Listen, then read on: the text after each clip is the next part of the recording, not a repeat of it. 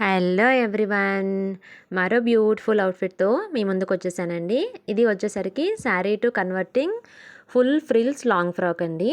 And ఇది వచ్చేసరికి నేను కంప్లీట్గా ఫ్రిల్స్ అనేది ఎలా పెట్టుకోవాలి, ఈజీగా కన్ఫ్యూజ్ లేకుండా ఫ్రిల్స్ అనేది ఎలా స్టిచ్ చేసుకోవాలి, వితిన్ 1 అవర్లోనే లాంగ్ ఫ్రాక్ అనేది ఎలా డిజైన్ చేసుకోవచ్చు అనేది ఈ వీడియోలో నేను క్లారిటీగా కటింగ్ అండ్ స్టిచ్చింగ్ చూపిస్తాను. వీడియో స్కిప్ చేయకుండా లాస్ట్ వరకు చూడండి. మీకు క్లియర్గా ఈ చిన్న బొంగ హ్యాండ్స్, నెక్ కానీ ఫ్రిల్స్ అనేది ఒకటే లెవెల్లో ఎలాంటి కన్ఫ్యూజ్ లేకుండా ఎగ్జాక్ట్లీ మన మెజర్మెంట్స్కి తగ్గట్టు క్లియర్గా వస్తుంది. కంప్లీట్గా చూడండి. అండ్ ఈ వీడియో నేను షార్ట్లో కూడా షేర్ చేశాను, షార్ట్ కూడా చూడండి ఒకసారి. ఇప్పుడు కటింగ్ వెళ్ళి చూద్దాము. ఇది వచ్చేసరికి నేను ఫస్ట్ లైనింగ్ తీసుకున్నానండి. లైనింగ్ వచ్చేసరికి 80 మీటర్స్ తీసుకున్నాను. యోక్ పార్ట్కి పైన టాప్ పార్ట్కి 80 మీటర్స్ని ఇలా 4 ఫోల్డ్స్ కింద నేను చూపించినట్లుగా వీడియోలో ఫోల్డ్ చేసుకోవాలి. ఓకే, ఫోల్డ్ చేసుకున్నాక ఫస్ట్ లెంత్ వచ్చేసరికి కంప్లీట్గా పైన టాప్ లెంత్ వచ్చేసరికి 15 ఇంచెస్ అండ్ మనకి నడుం లూజ్ వచ్చేసరికి నేను 10 ఇంచెస్ తీసుకున్నానండి. 10 ఇంచెస్కి నడుం లూజు అండ్ షోల్డర్ వచ్చేసరికి 6.5 ఇంచ్ అండి. మన షోల్డర్ ఏదైతే ఉంటుందో పై పార్ట్, ఆ షోల్డర్కి 6.5 ఇంచ్ తీసుకోవాలి. నెక్ పార్ట్కి వచ్చేసరికి 3 ఇంచెస్ తీసుకుంటే సరిపోతుంది. ఇంకా బక్కగా ఉండే వాళ్ళు కొంచెము అంటే చిన్న సైజు వాళ్ళు కనుక అయితే 2.5 తీసుకుంటే సరిపోతుంది. నా సైజుకి 3 ఇంచెస్ తీసుకున్నాను నేను. కొంచెం సన్నగా ఉండేవాళ్ళు అట్లా కనుక అయితే 2.5 తీసుకుంటే సరిపోతుంది. చంక పార్ట్ వచ్చేసరికి 7 ఇంచెస్ అండి. 7 ఇంచెస్ తీసుకుంటే సరిపోతుంది.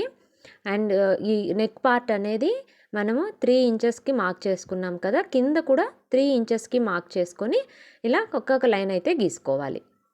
అండ్ ఈ మనకి లెంత్ అనేది కూడా 15 ఇంచెస్ అన్నాను కదా, 14 ఇంచెస్కి మనకి ఫస్ట్ లైన్ అనేది గీసుకోవాలి. 1 ఇంచ్ ఖర్చు గీసుకొని ఖర్చుకి ఇంకొక లైన్ అనేది ఇలా నేను చూపించినట్లుగా మార్క్ చేసుకుంటే సరిపోతుంది. ఈ చంక పార్ట్ని కూడా 7 ఇంచెస్ కింద ఇలా మార్క్ చేసుకోవాలి. అండ్ నడుం లూజు 10 ఇంచెస్ తీసుకున్నానండి. 10 ఇంచ్కి 1 ఇంచ్ ఎక్స్ట్రాగా అంటే 11 ఇంచెస్ మొత్తము 1 ఇంచెస్ ఎక్స్ట్రా పెట్టుకొని ఇలా మార్క్ చేసుకుంటే సరిపోతుంది. చంక పార్ట్కి రౌండ్కి ఇది 1 ఇంచ్ అనేది మార్క్ చేసుకొని రౌండ్ దగ్గర కర్వ్ తీసుకుంటే కరెక్ట్గా పర్ఫెక్ట్గా వస్తుందండి, ఎలాంటి ముడతలు రాకుండా లూజ్గా లేకుండా.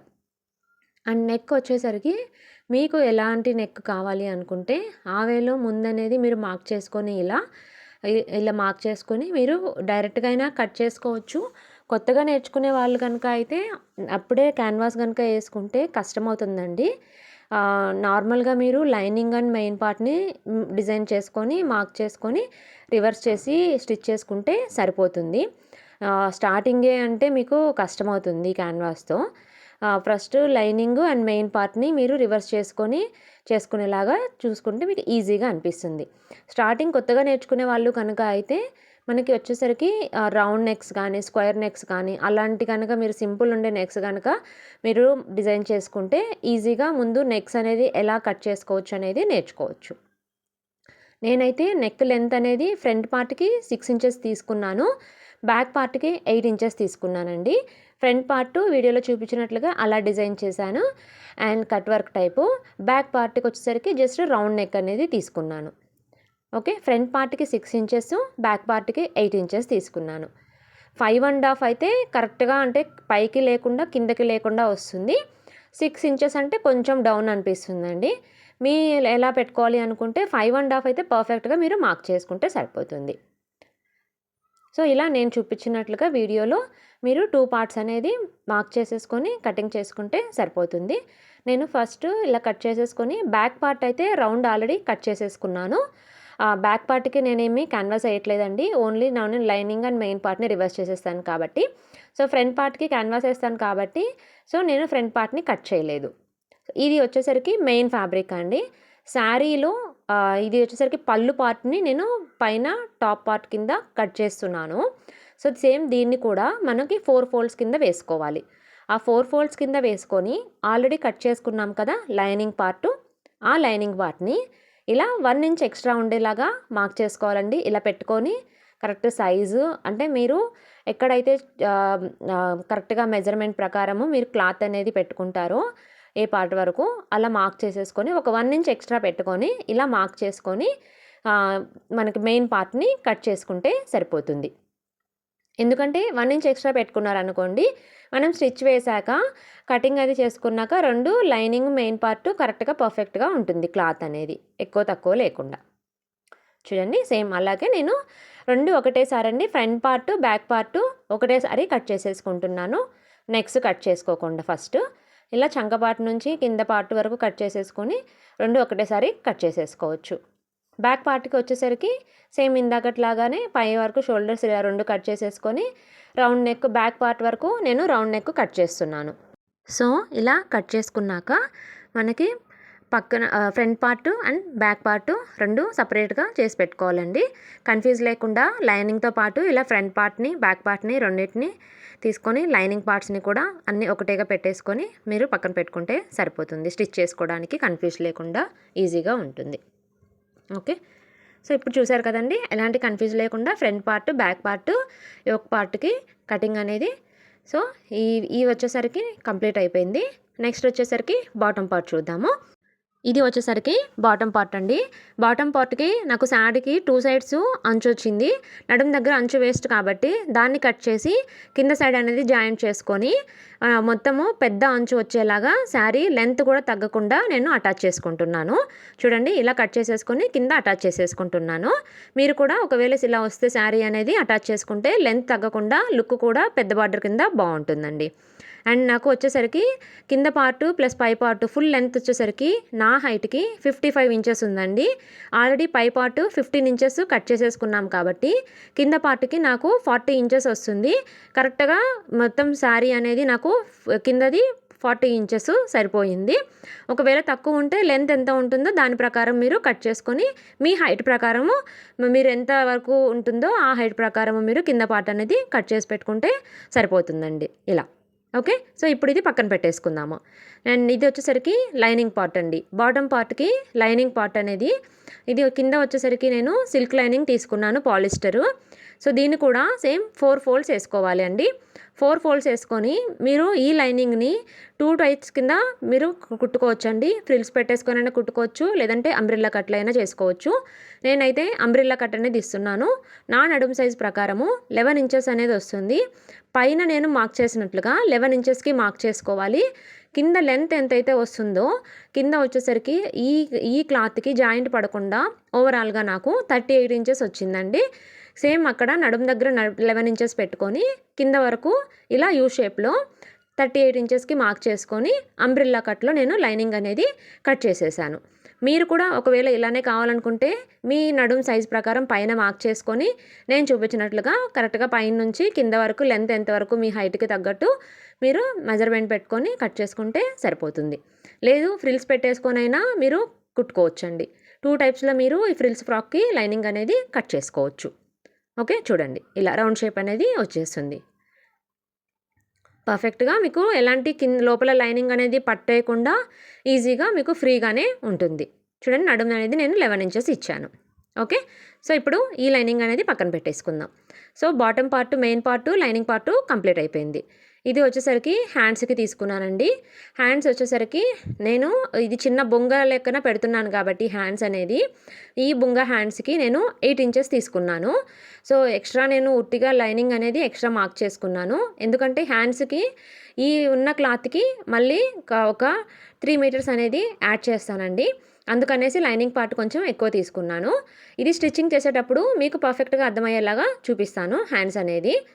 సో ఇలా బ్యాక్ పార్ట్ అనేది ఫస్ట్ నేను స్టిచ్ చేసేస్తున్నాను. బ్యాక్ పార్ట్ని ఇలా రౌండ్ పెట్టేసుకొని నెక్ ఇలా కట్స్ పెట్టుకుంటే మీకు రౌండ్ షేప్ అనేది పర్ఫెక్ట్గా వస్తుందండి. ఎప్పుడైనా సరే మీరు స్టిచ్ వేసుకున్నాక ఏ నెక్ అయినా సరే క్లాత్ అనేది ఇలా కట్స్ పెట్టుకుంటే షేప్ అనేది పర్ఫెక్ట్గా వస్తుంది. చూడండి మొత్తం ఇలా ఈజీగా మీరు స్టిచ్ అనేది చేసేసుకోవచ్చు. సో మొత్తం నెక్ కంప్లీట్ అయిన తర్వాత ఇలా రివర్స్ చేసేసుకొని లైనింగ్ మెయిన్ పార్ట్ అంతా కంప్లీట్ చేసుకుంటే సరిపోతుంది. సో ఇలా మెయిన్ పార్ట్ లైనింగ్ జాయిన్ చేసేసుకున్నాక బ్యాక్ పార్ట్కి వెనకాల ఇలాగా టక్స్ పెట్టుకోవాలండి. కరెక్ట్గా మనకి షోల్డర్ పార్ట్ నుంచి చూసుకొని ఒక 4 ఇంచెస్ హైట్కి టక్స్ పెట్టుకుంటే సరిపోతుంది. క్లాత్ అనేది లేకుండా ఫిట్టింగ్ పర్ఫెక్ట్గా ఉంటుంది. చూడండి ఇలాగా. సో నాకు ఇవి పెట్టాక నడుము లూజ్ వచ్చేసరికి 19 ఇంచెస్ వచ్చిందండి టోటల్గా. ఇప్పుడు బాటమ్ పార్ట్కి కుచ్చులు పర్ఫెక్ట్గా ఎలా పెట్టుకోవాలో చూద్దాము. బాటమ్ పార్ట్ క్లాత్ ఏదైతే ఉందో దాన్ని 4 ఫోల్డ్స్ కింద వేసుకోవాలండి. 4 ఫోల్డ్స్ కింద వేసుకొని టోటల్గా మీకు ఎంత వచ్చిందో చూసుకోవాలి. నాకైతే క్లాత్ వచ్చేసరికి టోటల్గా 32 ఇంచెస్ వచ్చిందండి.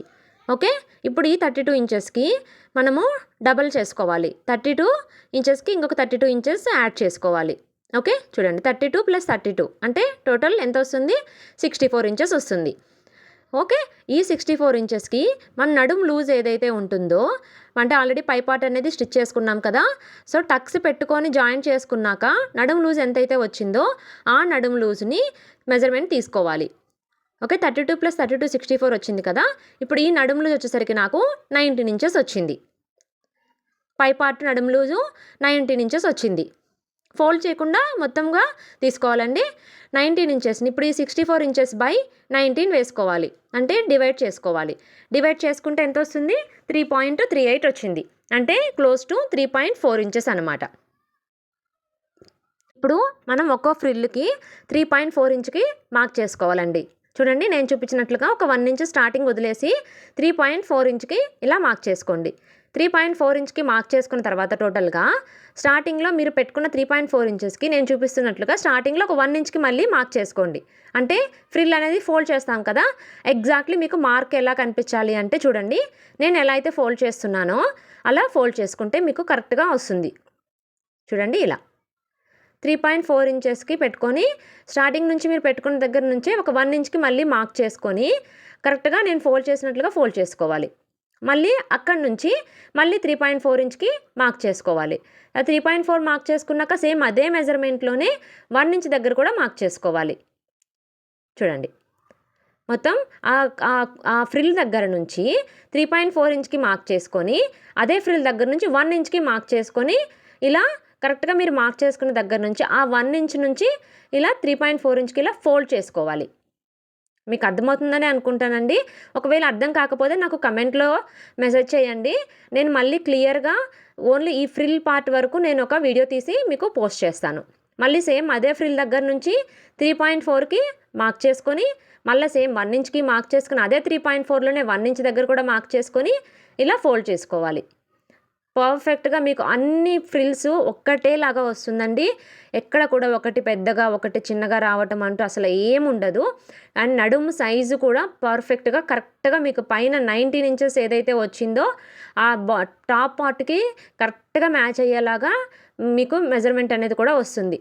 చాలామందికి ఏంటంటే ఈ ఫ్రిల్స్ అనేది కన్ఫ్యూజ్ ఉంటుందండి. ఎలా స్టిచ్ చేసుకోవాలి అనేది తెలియక ఒకటి పెద్దగా ఒకటి చిన్నగా. అసలు చూడండి, ఇక్కడ నేను కుడుతుంటేనే మీకు అర్థమవుతుంది ఫ్రిల్స్ అనేది ఎంత పర్ఫెక్ట్గా వచ్చింది అనేది. ఓకే, సో ఇలా మొత్తము నేను స్టిచ్ చేసేసాను. ఇప్పుడు చూడండి, నేను స్టిచ్ చేశాక ఎంత వచ్చింది? కరెక్ట్గా 19 ఇంచెస్ వచ్చింది. ఇలా 19 ఇంచెస్ వచ్చింది. మీరు చూడండి, నడుము పై పార్టు టోటల్గా కరెక్ట్గా సరిపోయింది. ఎక్కడ ఒక్క ఇంచు కూడా మీకు ఎక్కువ రాకుండా. అండ్ ఇప్పుడు సైడ్ పార్ట్లో ఏదైతే ఉంటుందో మనకి ఫ్రాక్ది సైడ్ పార్ట్కి ఇలా మడిచి ఫోల్డ్ చేసుకుని జాయిన్ చేసుకుంటే సరిపోతుంది, పోగులు రాకుండా. అండ్ లైనింగ్ పార్ట్ అండి ఇది. లైనింగ్ పార్ట్ వచ్చేసరికి కింద పార్ట్కి నేను ఇలా మడత పెట్టేసి వేసేస్తున్నాను. ఫోల్డ్ చేసేసుకొని మడత పెట్టేసుకుంటే సరిపోతుంది, ఇలా రౌండ్ షేప్ కోసము. సో లైనింగ్ పార్ట్స్ అనేది కూడా కంప్లీట్ అయిపోయింది. ఇప్పుడు ఈ లైనింగ్ పార్ట్ని మనకి నార్మల్గా కొన్ని పోగులు వచ్చేలాగా కాకుండా నడుముకి మెయిన్ ఫ్యాబ్రిక్కి దీనికి ఎలా జాయిన్ చేయాలో నేను చూపిస్తాను చూడండి. జిగ్జాగ్ మిషన్ ఉన్న వాళ్ళు జిగ్జాగ్ చేసుకోవచ్చు. ఒకవేళ జిగ్జాగ్స్ లేదు అనుకుంటే మీరు ఇలా జాయిన్ చేసుకుంటే సరిపోతుంది. చూడండి, ఇప్పుడు ఇది మెయిన్ పార్ట్ అంటే రైట్ పార్ట్ సైడ్ నుంచి బేసిక్గా మనం లైనింగ్ రాంగ్ సైడ్కి జాయిన్ చేసేసుకుంటాం కదా, అలా కాకుండా రైట్ పార్ట్ నుంచి జస్ట్ ఒక 1/2 ఇంచ్ గ్యాప్లో ముందు మీరు ఇలా స్టిచ్ చేసేసుకుంటే సరిపోతుంది. అలా స్టిచ్ చేసుకొని దాన్ని ఇలా రివర్స్ చేసుకోవాలి. చూడండి, ఇలా రివర్స్ చేసుకుంటే మీకు క్లాత్ అనేది ఏం పోగులు రాకుండా ఇలా చినిగిపోకుండా ఇలా నీట్గా మొత్తం అంతా ఒకటేలాగా క్లారిటీగా బాగుంటుంది. చూడండి, ఇలా చూపించాను కదా, ఇలాగ వస్తుంది పర్ఫెక్ట్గా. సో ఇది కంప్లీట్ అయిపోయిన తర్వాత ఇది ఫ్రిల్స్ కదండి, కరెక్ట్గా ఫ్రిల్స్ అన్నీ క్లారిటీగా ఉండడానికి మొత్తము నీట్గా ఉండడానికి నేను ఇలా ఐరన్ చేసుకుంటున్నాను. మొత్తం ఐరన్ అయ్యాక ఒకసారి చూడండి, ఫ్రిల్స్ అనేది మీకు చూస్తేనే తెలుస్తుంది పర్ఫెక్ట్గా అన్నీ ఒక్కటే లెంత్లో ఎలా వచ్చాయి అనేది కూడా. ఓకే, సో ఇప్పుడు ఫ్రంట్ పార్ట్ని బ్యాక్ పార్ట్ని ఇలా జాయిన్ చేసేసుకుంటున్నాను. ఇప్పుడు ఇది ఏంటంటే మనకి కింద బాటమ్ పార్ట్ ఏదైతే ఉందో దానికి మొత్తం అంతా ఒకటే లెవెల్లో ఫ్రిల్స్ పెట్టుకున్నాం కదా, మన జాయింట్ ఏం లేదు కాబట్టి ఈ పై పార్ట్స్ని కూడా నడుము దగ్గర కొంచెంగా జాయింట్ చేసుకోవాలండి. మెజర్మెంట్ ప్రకారము చూసుకొని ఎంతవరకు వస్తుందో ఇలా ఒకటే లెవెల్లో చూసుకొని జాయిన్ చేసుకోవాలి. కొంచెం ఎక్కువ వస్తే లూజ్ చేసుకోవాలి, ఎక్కువ వస్తే కొంచెం తక్కువ వేసుకోవాలి. తక్కువ వచ్చిందనుకోండి సో దాన్ని బట్టి కొంచెం లూజ్ కుట్టేసేసుకోవాలి.